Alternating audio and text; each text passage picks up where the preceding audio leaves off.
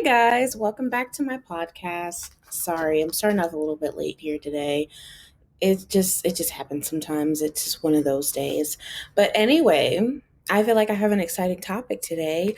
Um Yes, I know that this is not a music podcast. This isn't a music channel, but sometimes I do like to talk about music, or really just anything that I'm into or anything that I love or that I'm passionate about. And usually that tends to be TV and film.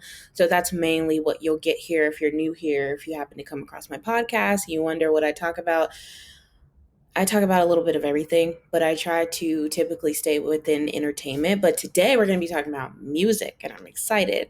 So, we're going to be talking about Thriller 40, as in, yes, that thriller. The 40th anniversary of Thriller is this year, this month. And the Estate released, I guess you could say, a new album or reissued Thriller, but with new demos and some remixes and everything like that. So I'm really excited that they're paying attention to it this year. And yes, I have previously done an episode that was centered around Thriller.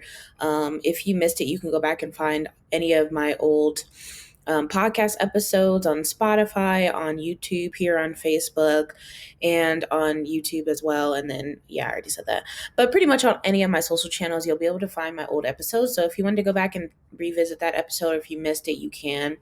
On that episode, I was specifically talking about the Thriller short film, the music video, because it was the month of October and I was kind of going into like spooky themes. And I really wanted to touch on Thriller because that's like, one of, if not the most iconic videos out there. And I feel like it really just cemented itself for Halloween because everybody plays Thriller, for Halloween. Everybody has heard it on Halloween. And so I thought that was kind of like a fun episode to do, just to kind of give you a background on like the music video itself. But today I'm going to be talking about more so the album itself, and just kind of what we're getting in this Thriller 40 package, which like I said, I think it's pretty cool because the last time we got an anniversary album from Thriller was the 25th anniversary. That was like, I don't know how many years ago. I can't do the math. But I was definitely a kid when that came out because I remember having the CD. And it's old if I'm saying CDs because, like, who listens to CDs anymore? But yeah, this is like pretty cool that we're able to celebrate Thriller again. And like I said, I feel like the estate, I mean, if you're a huge MJ fan like me, or if you've kind of like followed his career and you know about his discography and everything, and you know about his estate, which usually pretty much like runs everything music wise and career wise for him now, you would know that there's a lot of like, um, I guess you could say a lot of back and forth between the estate and the fans. That's a nice way of putting it. There's been a lot of drama with them. I'm not even gonna lie. And if, like I said, if you're in the fandom, you already know. I don't really need to go into detail, but sometimes they tend to not do what the fans really want, and they'll kind of go in a completely opposite direction and give us something that we didn't ask for. And so I feel like in this case, they really delivered, I guess. And I feel like that hasn't happened in a while. And I know it was a rough year in 2019 with everything that happened and how, again, I won't get into that, but it was just like a rough year for fans. And so just to kind of be able to celebrate the music again and like celebrate his legacy, I feel like is fun. That's like what we want to do. It's fun for us. I'll say it like that. Um, so yeah, I'm excited to talk about that. And then to coincide with that, I was like, I don't think I've ever come on here and told you guys about the seminar that I went to back in 2018. Um, like one of the coolest things I've ever done, probably the coolest thing I've ever done. And it's something I feel like I'll always remember. And I feel like, to the average person, it's probably not a big deal, or it'd probably be like, oh, okay, that sounds like interesting, but it's whatever. But to me, this was like a really huge deal. It still is to this day, where I'm like, I can't believe I got to go to that. I can't believe I got to do that. It's one of those things where you're like, I never thought I'd be able to do this, but I did it. And it was really fun. And it was a really great experience. And I'll get more into that later, but I did kind of want to start with talking about the album first, and then I'll transition over into the seminar that I went to and what that was like for me. And of course, like, if anybody else has went, I definitely want to hear I always say leave a comment down below or hit me up on social media because I like to hear feedback or comments or anything pertaining to what I'm talking about in my podcast. So yeah, don't be afraid to reach out to me if you have a comment or if you kind of want to relate on sharing your own story and everything like that. But let's get into Thriller 40. So it literally was just released yesterday. I had to look at the date. And like I said, even though I'm in the fandom, I really haven't been keeping up with a lot of stuff just because like life has happened and everything. Um, but I knew that they were working on, a project for Thriller 40. I knew they wanted to make it a big deal. And I think in my other Thriller episode, I talked about how I found out that they're working on a documentary, or they might have already finished it actually. All about like the making of Thriller. It's something that, again, something new that we've never seen before. And that I feel like that should be pretty good. Hopefully, I'm rooting for the people that are making that for it to be done well, because I feel like Thriller, I mean, if any of his albums deserve like all the special recognition and everything, it's definitely this one. So I'm hoping that they deliver with that one. And yeah, so you could tell like the estate and everybody is trying to make this a big deal compared to a lot of other things that they've kind of done in the past like few years, I feel like. So maybe they're trying to make it up to us. I don't know. But yeah, so the original Thriller album, and I kind of went over this again in my last episode too, but I'll just say it just for the sake of us talking about Thriller 40 today. So the original album came out in November of 1982. So that's why they released, the 40th anniversary for this month. I don't know the exact date. You guys can let me know if you know of when Thriller originally came out. I feel like it had to be like the end of November. I don't think it was the 18th. um, it might have been like the 20 something. Let me know if you guys know. I don't know like much about dates when it comes to like Michael's career and everything, but I'll know like kind of like when things happen, but just not like the specific date. So, but I do know that obviously, yes, it was in November. And then I had actually came across an article from the Times that was released. It was sort of like a review, pretty much just shedding light on Thriller 40 and how it's still like the greatest pop album that ever like was produced, ever came out.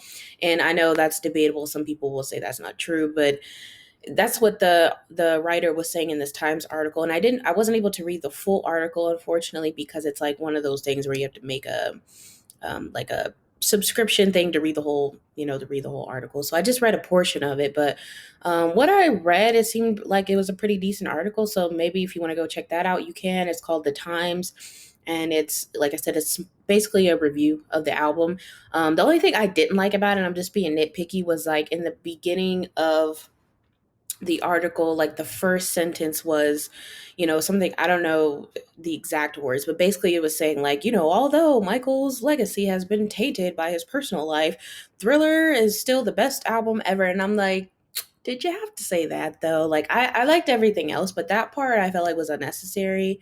um and again, that's probably just me being nitpicky and me being a big fan, and sometimes certain words that they'll write, about him where, like it has to do with his music and everything, and then they kind of go into his personal life, and I'm just like, but it's not really about that, so let's stay away from that.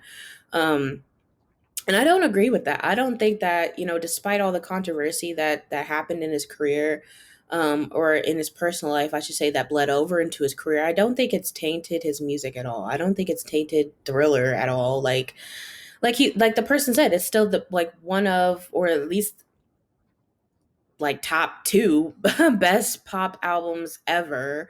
And I think when we say best pop album ever, we mean like every song was a hit. There's no skips on that album. Like a lot of albums today, and that's no shade to like the artists of today. A lot of albums today, it's like you find the ones that um you find like the radio hits, so you're like, ooh, yeah, and then you hear some of the other songs on the album, and it's like, okay, this one's okay, but it's like, you just skip through and you only listen to like a few. And you don't want that from an album. You want to be able to just listen to it from start to finish, and just enjoy the whole thing. And Thriller is just that album. Like no skips. You cannot tell me that you listen to that album, you go, I don't like that, so I'm gonna skip. Or I'm just gonna listen to like Thriller and Billie Jean and I'm out. Like there's no way. There's no skip. And the way they have like Um, Thriller and Beat It and Billie Jean all like back to back to back. There's no way you're skipping. And if you do, there's something wrong with you. I'm sorry, but there is. So yeah, it's just, and I think that was the intention that Michael had, and I feel like Quincy Jones, who obviously produced Thriller, I feel like that was the intention going into it, that we want to make every song a killer, and we want to make every song a hit, and we don't want it to be where people are skipping and going, oh, I only like the the few radio hits, and then that's why so many of the songs on Thriller, there's only 9 songs, there's only 9 tracks on the album. So it's kind of a short album compared to like a lot of the albums today, but it's um I believe 6 or 7 of them were radio singles. So I mean that tells you something if they were able to get that many. Pretty much the whole album ended up being like radio singles, and that does not happen, usually. So I think that just speaks volumes to how genius of an album this is, and clearly whatever it is that they manifested, it came to fruition. Like everything that they wanted for this album, I feel like they got it, and it just it's history, basically. No pun intended, because yes, Michael does have a album called History, but I'm not saying that to be funny. I'm saying that to be for real. Like it really just became like probably bigger than what they ever thought it was going to be. So yeah, just to kind of circle back to that, I don't really feel like thinking. I don't think that like his legacy was tainted, or like I feel like Thriller was tainted because of stuff that happened with his personal life. I feel like even if you were to say, oh, I'm not really a fan of him personally, like you can't deny the talent, you can't deny the genius, you can't deny just all of the hard work that went into this album and went into his music. Like he literally put his heart and soul into everything that he did. So yeah, I'm sorry. I just have to like defend him. I just have to. I'm just gonna be that person. If you don't like it, I'm sorry. That's just who I am. That's who I've always been. Um, and then I was going to the official Michael Jackson website. I think it's just like michaeljackson.com or something like that. Again, I don't like always keep up with everything that's happening in the fandom. But again, I recently found out about this, that they're having like fan events. So I'm like, okay, the Estee must be really trying to push this. If they're doing fan events, I haven't heard them doing anything like that in like so long, or at least I haven't personally. Maybe they have been, or they maybe have been doing things overseas, but here in the States they haven't been doing anything to celebrate any of his albums. So this is, like I said, this must be a big deal. So you can go to the official MJ site and then find out if they're going to be in your city, or if there's any type of events going on. And, it sounds like it could be really fun, cool thing to do. I don't know how they're selling tickets or anything like that. I don't know all the details. So you'll have to find out the information. But I do know that they're having what they're called an immersive event in some places. I know in New York City they're having one. And then they're having a Thriller 40 documentary screening. So, like, be the first person to see the documentary before it comes out officially to the general public. And again, in multiple cities, I think they'll be having that. And then they're having something called fan event parties. And I took note of that as well. So I didn't write down all the dates because it's like too many dates. But again, check it out on the official website, and then you can see if something's going on where you live. I don't think there's anything going on here, unfortunately. If there is, I'll try to find out about it, or you guys can, again, comment, let me know, hit me up on social media, and just tell me if something's going on here, and I'll look into it. Or if you want to go with me, like, we can get it hooked up. I can get it hooked up, okay? Um, so yeah, like I said, it really looks like they're pushing like promotion wise for this. So hopefully, hopefully the fans are enjoying it, because I don't know, like, after this, if they're gonna be doing that as much. You know what I mean? Like once Thriller 40 celebration is kind of over, I don't know what will be next. I do know that the Broadway show is still doing well, and I've heard that there's plans to take it out on the road. I think sometime either next year or the year after that. So that should be a good thing. I would love to see that. I would love to see that if they come here. I feel like they probably will. They'll probably hit like every major city as long as the show keeps doing well. But and the guy that plays Michael in the Broadway show, I don't want to get his name wrong. is his name Miles? Oh God, I hope that is his name. But if you guys know, you know he plays like adult Michael in the show, and I heard that he's like really really good.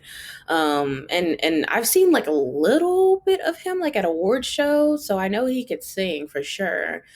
And then I had a friend that actually went to go see it live, and he loved it. So I'm just like, okay, yeah, now I want to see it for sure. But I don't think I'll be able to make it to New York, so I'm hoping that once they start traveling and everything, I'll be able to see it. Um, but yeah, before we start talking about the songs and the tracks and everything, I did want to let you guys know that my podcast is sponsored by Stream Media. So thank you to Stream Media for sponsoring my podcast. And the way I'm able to go live every week with you guys is because I use the Stream Studio software. So if you don't know what that is, you can check it out for yourself. Go to studio.streann.com, and Streann is spelled with two N's. So Streann. And you can get in for free. All you need is your email, and they'll send you a login code, and then you're in. So you don't have to worry about making any payments, signing up, any of that extra stuff. Like I said, all you really need is your email, and then you're in, and you could use it, and you could do what I'm doing. You could do a podcast, you could do any type of live streaming, you could do gaming. There's really a lot that you can do. And then they make it easy for me and for everybody else that wants to or that's looking to use it to go live. So the way I go live through Facebook. If you wanted to, you could go live through YouTube. You could go live through Twitch. I think they're even adding some more features in the near future. So, keep up with that, tune into that. If you're kind of like, yeah, I think I want to be a content creator, or yeah, I am a content creator, but I don't really have a platform that you don't know like maybe like what you want to do exactly, or maybe you're just not good with like digital tools like me. I'm not always the best with that kind of stuff, so this is a very simple way to do live streaming, I would say. And they do give you all these features and everything. It's stuff that you guys can't see, but on my side I could see it on my screen. So again, if you want to see it for yourself and you want to check it out, please do. And if you like what you see, let me know, and let them know as well. They're on Facebook and Instagram. You could tag them, just let them know that you're a fan of the Streann Studio software, and that you heard it from me, because I'm sure that would make me look good. So thank you for that in advance. But anyway, so yeah, so there's 34 tracks on this album, which is a lot, but it's obviously the first, the original 9 that's on there, and then they have demos, which is what I think most fans or most people were excited about, because some of this is like never before heard demos, or at least it's never been officially released. There's been a lot of leaks through like YouTube and stuff for years. Again, if you're a fan, like that stuff has kind of been out there floating around on the internet. But this is kind of the first time we're getting it on an album. We're getting it like packaged and everything like that. So that's pretty cool. And then they did add. I was a little like not surprised, but I didn't really expect them to add like the remixes from the like 2008 version. There's remixes with like Kanye West, Fergie, Will I Am, and maybe somebody else that I'm missing. But anyway, it's like they tried to look kind of like remix it and modernize it and everything. And to me, I was like, I'm okay. I'm like, I'm good on that. I don't really need to listen to that. It's not bad. It's just like, it was just kind of like, okay, I guess they put that on there because that was something that they had previously released and everything. But to me, it didn't really need to be on there, to be honest. But, they did it. So whatever. But yeah, so the demos, like I said, that's what I think everybody was excited for. So one of the songs that I think most people, or let me say most fans, I'll say it like that. Most fans have heard, and we know that that was part of like the Thriller session, is the song called Carousel. I love that song so much, like so much. I listen to it like it's dang near on the album. Like that's how much I loved it. But the thing is, the version of it that has been out for all these years is a short version. So it just goes the first verse, um, the chorus, and it goes into like the bridge, and then it's over. So this is like the full version. We get the second verse. A lot of people never knew like what the lyrics were for the second verse. So I've heard the full song before, but like it's been years. Like I've been listening to the short version, to be honest. So they have the full version on there, which I was excited about. Like I said, I love that song. I think that's a really cute song. And then some of the other ones that I had never heard of, at least, it's called What a Lovely Way to Go. And I thought that was a really interesting song. Um, it seemed like, I don't know, it seemed like he was trying to tap into a different genre with that song, maybe. I'm not too sure. And it's kind of hard to say because these are demos, so obviously they're unfinished songs. And I have no idea. We have no idea what Michael would have done with it had he had the chance to finish it, or if he had went back and, you know what I mean, like added more to it. I don't know. We can only imagine, I guess. But I kind of want to know what you guys think. I would try to go and play like clips of some of these songs, but I don't want there to be any like copyright issues because I know the estate is really strict about that kind of stuff, and Sony is really strict about that kind of stuff. So I just feel like it's best if I don't try to play anything. But of course, like I said, the album is out, so you can listen to it on Spotify, on Apple Music. It's probably even on YouTube as well. So it's called What a Lovely Way to Go. So check out that one if you can. And then there's another one called She's Trouble that I thought was pretty cool. And then what was interesting to me, there's a song on there called The Toy. And I'm like, The Toy? And I listened to it and it's Best of Joy. Like this song was on, okay, woo, it's going to be a lot to explain. So this song, The Toy, which is, I guess, was the original name or the one that Michael came up with, um, they turned it into, they meaning like producers, you know, all that kind of stuff. They turned it into Best of Joy and they put it out in 2010 on an album called Michael. Okay, so this was like right after he passed. And huge controversy. If you, like I said, if you're in the fandom, you already know, but just to try to like shorten it because there's a lot that goes into this whole story. Basically what happened is they put out this album called Michael, and they were like, you know, advertising it as like, oh, all these new songs that you never heard. And again, this was right after, like, this was the year after he passed, so people were looking for, you know, they were looking to hear his voice. They were like really excited to hear new music and everything. And I hate to say it this way, but they were really capitalizing off of his death, and because they knew people were going to run to the stores and buy his music because he was gone. And that's what happens when artists die. Everybody goes and buys their music. So they came out with this album and I bought it too. I spent my freaking money on it too. Come to find out, they put fake vocals on this album. And to this day, they will not admit that they do that. Why, I don't know. They've been in court about it and everything. Like, it's been a whole thing for years. But yeah, so they put some fake songs on there. So the songs that they had put on there was actual songs that I think Michael started and probably wrote, but again, he probably didn't get, I guess, enough time or just never really went back to lay his, like, to lay lead vocals on there. And so they had somebody come in and like try to sing the parts as him. And you know, fans were immediately like, this is not Michael, like, what are you doing? They didn't do that for every song, thank God, but they did it for a few. And yeah, and they just denied it and was like, nope, we didn't do that. Nope, we, or actually they were like, well, maybe we did, but we could do that. Like, it's crazy, you guys. It's a whole thing. But anyway, the song on that Michael album was called Best of Joy, and it's literally the same like melody and everything. It's I am your toy, your best of joy. And then this, he's saying, I am your toy. And I was like, what? I was like, this is the what? I was like, this is the same song that they put on the Michael album. Like, how did they go from toy to joy? And they, I don't know, it's like they switched it up, you know. And you see, that's what happens when you have an artist that passes away and then you have all these people that are trying to, you know, like dig into the vault and put out music and change it and remix it and produce it into what they think it is. But it's like, is that's not what the artist would have wanted though. And so that's why I think it's so much better to just release demos so that way we can hear just what he did. You know, I feel like that's just so much more, it's just so much more original and authentic, and I feel like that brings the fans closer to him as opposed to like, you know, producers coming in and trying to remix it, make it modern, and just trying to make it into a hit when it doesn't need to be that. It's just something that we just want to hear his voice is really what it is. Like, it's very simple. And I feel like they finally got that right with Thriller 40, and I hope they don't like backtrack and try to do fake songs again in the future. Hopefully they learn their lessons. But anyway, so that's one of the songs that was kind of like previously released, but we never got the actual demo. So that was cool. I think this was probably like maybe one of the best demos, or one of my favorites, I guess, so far that I've heard that I hadn't previously heard that's on here. And then some honorable mentions too. There's a song called "Got the Hots." I've heard that song before.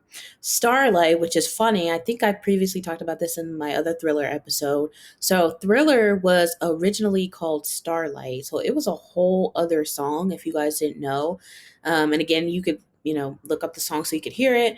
And this is like, I think this, like a whole story about how they changed it and everything. And it's just crazy because it's like, if Thriller was not Thriller, if it had been Starlight, I don't think it would have been what it was. Like, I'm not saying it wouldn't have been, a good song, or it couldn't have been a hit, but it just wouldn't have been Thriller. Like, it wouldn't have been Thriller. Um, it wouldn't have become like a Halloween song. It wouldn't have gone on to be like this huge short film and everything like that. I mean, for them to, because the Starlight song, I don't really know all the words, but I know he's going Starlight, Star, like that instead of Thriller.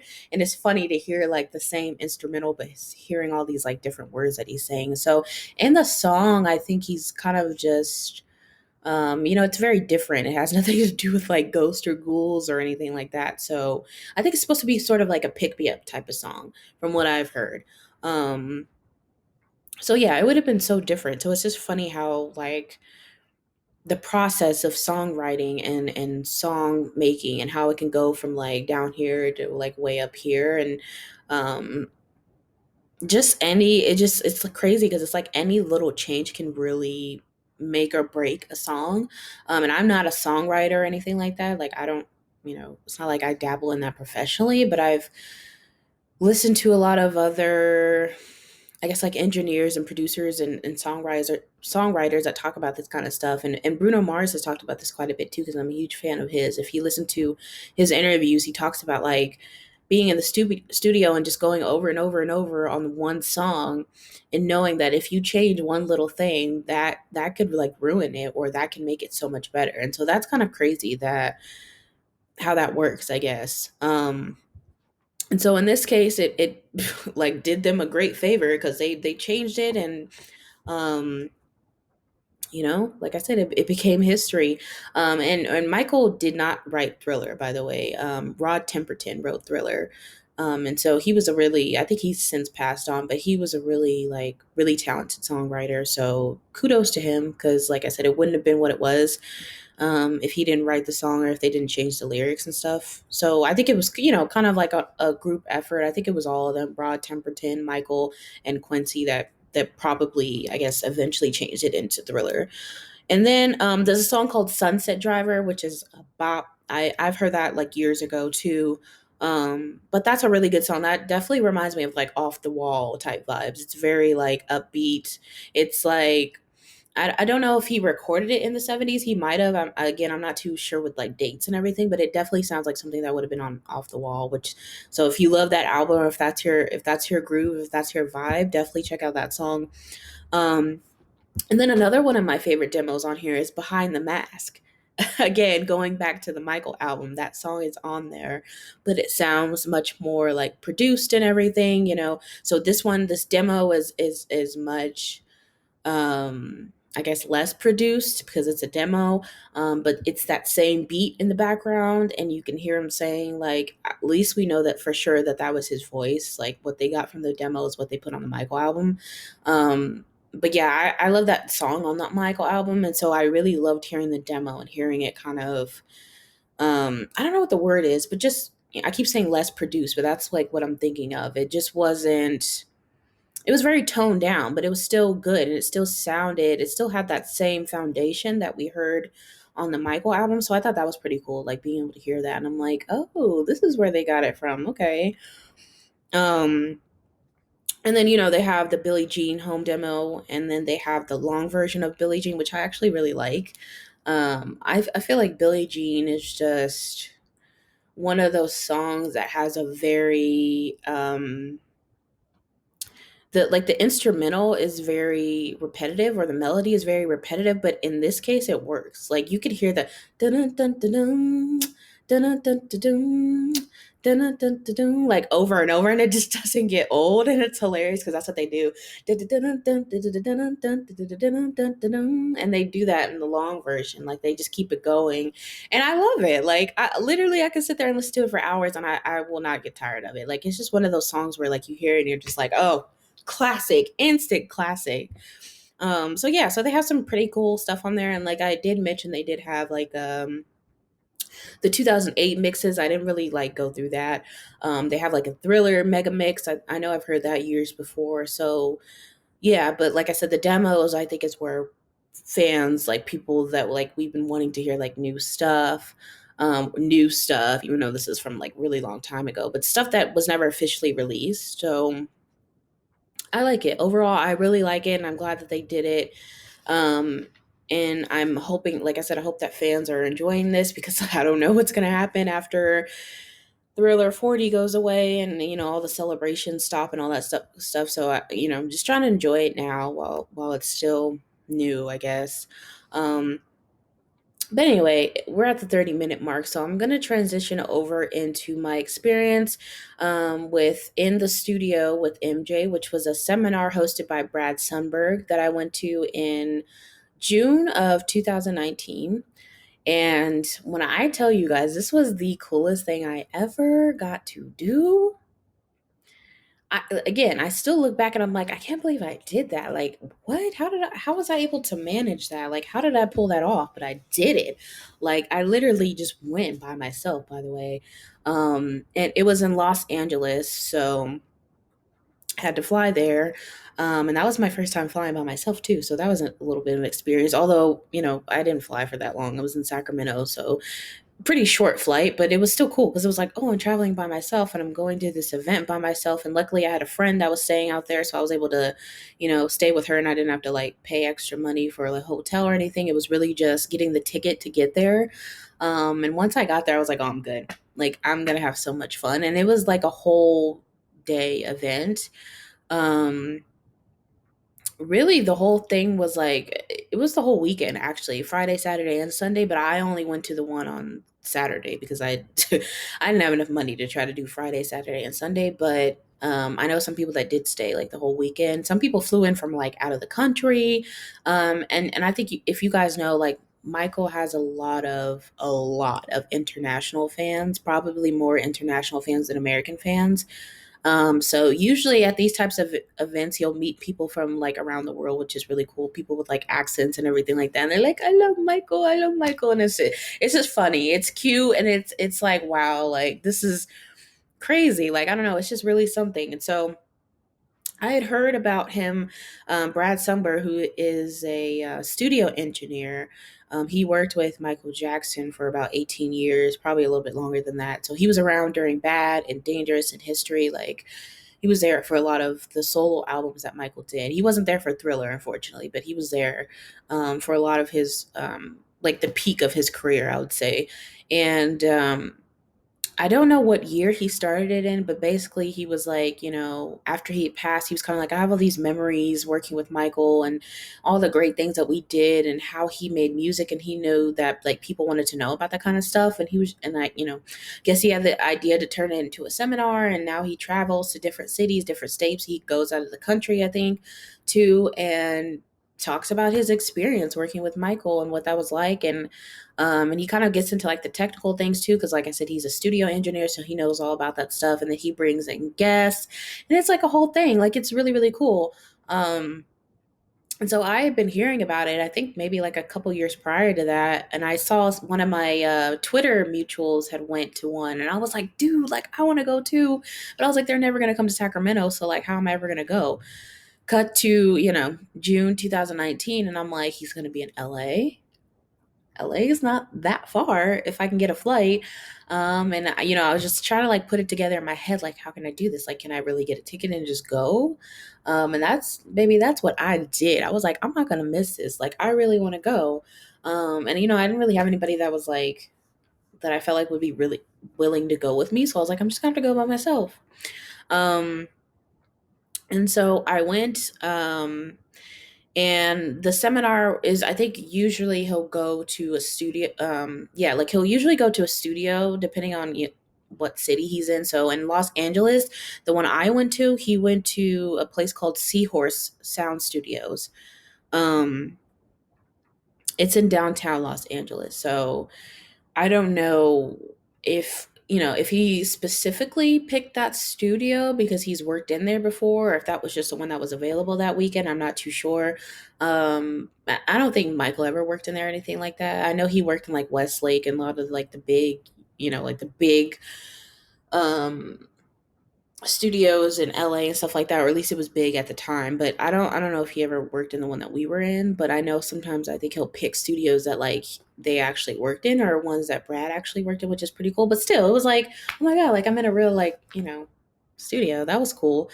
Um and it was kind of a big place too. It was like an upstairs that you come into and then you go downstairs, and that's where he was having the seminar. And it was a good crowd for sure. It was packed in there. Every seat was pretty much filled.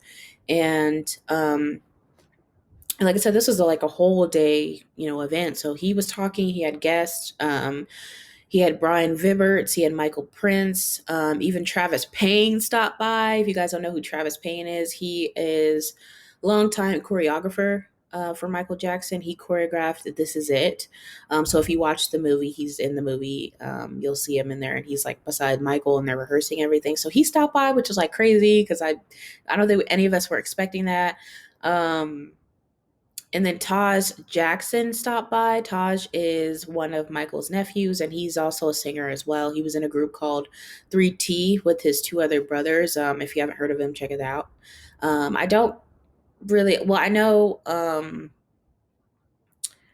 TJ is one of the other brothers. I know he still makes like solo music. I don't know if they really made any music together recently. Because they're older now. When they made music back then, that was like they were much younger and everything. But yeah, they do have quite a few songs. They actually have one with Michael as well. So again, you can look that up. 3T, just the number three and then T. That's the name of their like group. And so yeah, so one of them he stopped by, and we didn't necessarily know if he was going to come. I think Brad or somebody was saying like, he might stop by, but not too sure. And he came in, and everybody's like, "Oh, he's here," trying to like play it cool and stuff. And he just sat in the back and listened, which I thought was nice. So yeah, it was just a really, really cool experience, just like hearing all these people talk about what it was like to be in the studio with Michael. And like I said, going into the technical things, even though I don't really know much about that, but it was still interesting to hear. And he even had like video clips that he was showing us, and sound clips, and things that you wouldn't get on the internet, like things that you wouldn't get unless you were at that seminar. So it was very exclusive. And I just think that's really cool that he's opening all of this up for fans, because he knows how much people want people how much people miss him and want to be able to know these things about him and what it was like to work with such a big star and everything like that. I mean, where else are you going to really get that? um and just them talking about like the bad sessions, like, yo, you was in the studio during bad, like that's crazy. Like, I mean, being in the studio during Thriller would have been amazing too, but like bad, that's iconic. Like, what are you talking about? Bad is like my favorite, personal favorite album of Michael's, if you didn't know. So just hearing them talk about that was like blowing my mind. And of course, he opened up the floor for people to ask questions and everything. And I'm mad. I should have took like a notebook because we weren't able to have our phones out and everything. We had to put those away. But looking back on it, I'm like, there was so much that was talked about. I should have had a notepad so I could have taken notes and everything, because it was a lot, like a lot. Um, but yeah, such a great experience. So if you never heard of that, and if you're interested, if you're kind of like um, not even a huge MJ fan, but if you just really love music and you kind of want to know about like being in the studio and recording and everything like that, I think that could be a good experience for you. Or if you consider yourself a studio rat, I guess is what they call it. I think I would definitely say check it out. I think you could go to in the studio with MJ.com to look up to see where he's traveling to. You can get tickets on there. And I know he's on TikTok now too. I think it's in the studio with MJ, and he posts clips and everything, and he'll talk about like little experiences that he had with Michael, or just memories, things like that. Or he'll answer questions. So he's a really nice guy. And I remember like when I first came in, and I kind of sat down like in the back because most of the seats had already been taken, and he was going around like introducing himself to people, and so I could clearly see that like okay, like he's really nice. So yeah, I would highly recommend it. Like I said, you don't have to be like a huge MJ fan. It's just really like hearing what it's like to work with a big star. Um and just like how they learned from Michael, and how Michael was super like collaborative and open and everything like that, and how he was such a perfectionist. And I mean, a lot of this stuff is like things that I think we as fans already knew, but just hearing it from somebody that was like personally working with him and actually was like in the studio with him all the time is like crazy. Like I low key wanted to be one of those like psycho fans. It's like, what did he smell like? But I didn't ask that. But in my head, I'm just like, you were literally like hanging around with Michael Jackson, like what? And not even just hanging around. Like obviously they were working, but it's like I know that they probably had times where they were talking about something that wasn't music. So the fact that you were just like hanging around with him, and at that time when he was already like a huge star, blows my mind. It really blows my mind, I swear to God. But yeah, really great experience. And I even got to take a picture with all of them at the end of it. So if you've never seen that picture and you want to see it, it is on my Instagram, I believe. You probably would have to, scroll all the way back. Or what I could do is post it on Facebook, and as just kind of like a throwback if you guys really want to see it.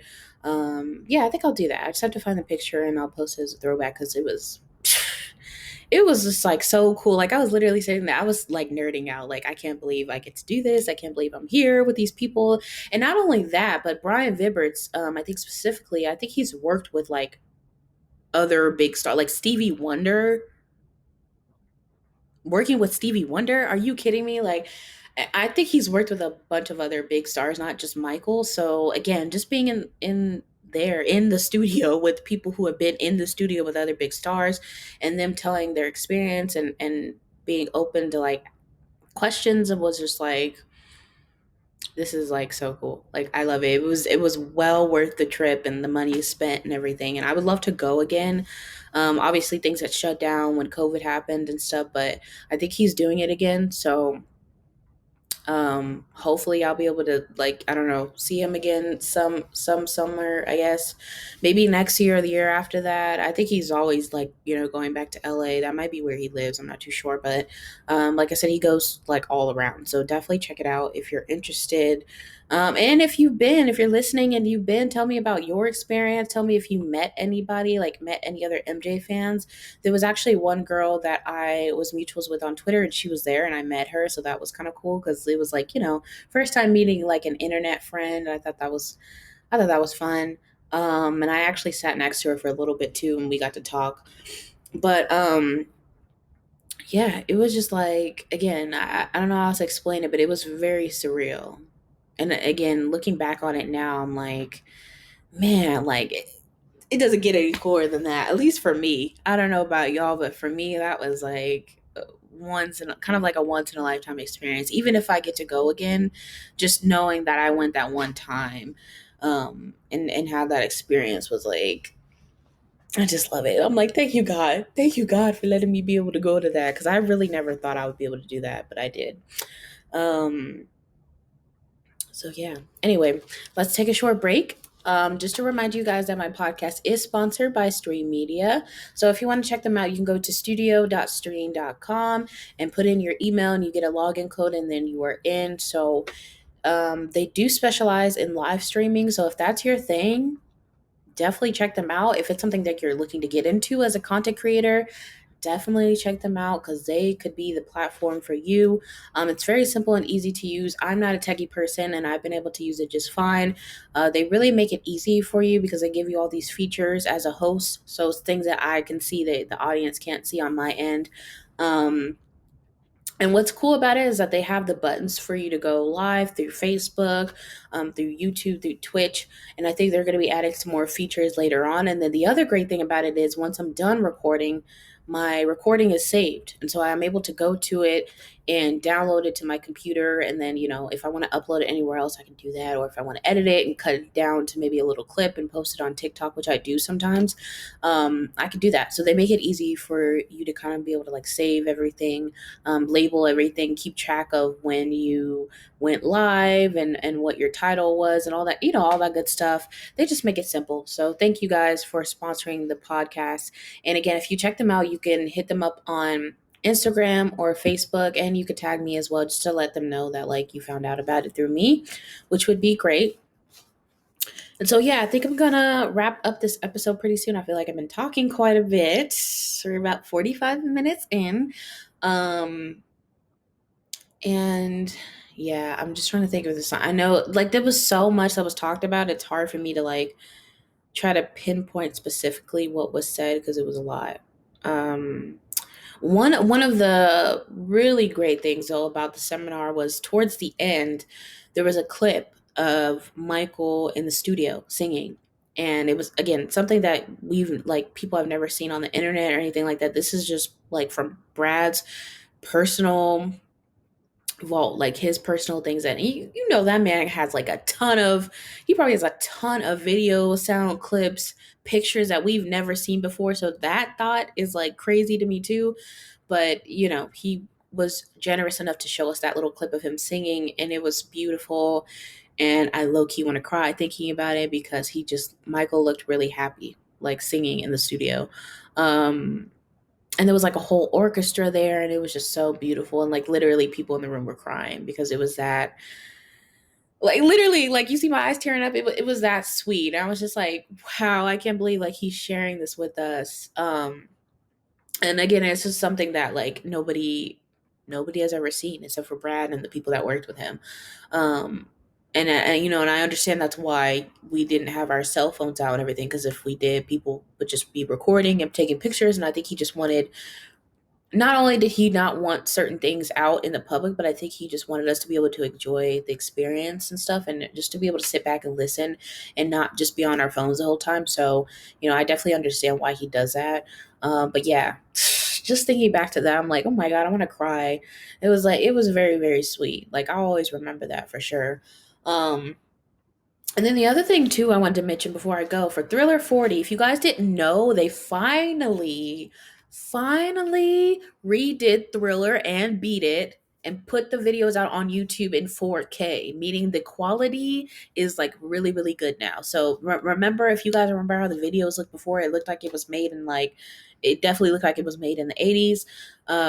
Not that took anything away from the videos because they're still iconic, but the fact that like it's been this long and we haven't gotten better quality up until now was like, come on, y'all, like really. So I'm hoping they're going to be doing that for all of his other videos, but they started off with Thriller and Beat It. So if you go to YouTube, and it's on Apple Music as well, you'll see how like crazy the quality is. Like, it's insane. And then there's little things that you'll notice that you didn't notice before, because it used to be kind of grainy and now it's like clear. It's crystal clear. It looks like it was made in 2022, which is crazy. And again, almost made me want to cry, like seeing everything so clearly. And one of like the craziest parts too is in Thriller, when he's changing into a werewolf in the beginning. You could see like when the nails are coming up from his fingers, you can see like the blood and everything, and it's really gross, but it's also kind of cool because it's like, oh my God, we never got to see this before, like until now. So hopefully you guys enjoy that. Check it out. Let me know what you think. But like I said, I'm gonna wrap up this episode. I know I said last week that I wanted to do a whole Bridgerton rewatch. I haven't gotten around to watching the episodes yet, so I'm sorry about that. Hopefully I'll get into it by next week or the week after that. And then what I also wanted to do was, I still haven't seen Black Panther 2. So if I go and see that, I definitely have to do like a whole review on that. And yeah, I'll probably be crying if I go and watch that too. So tears everywhere, I guess, for this episode.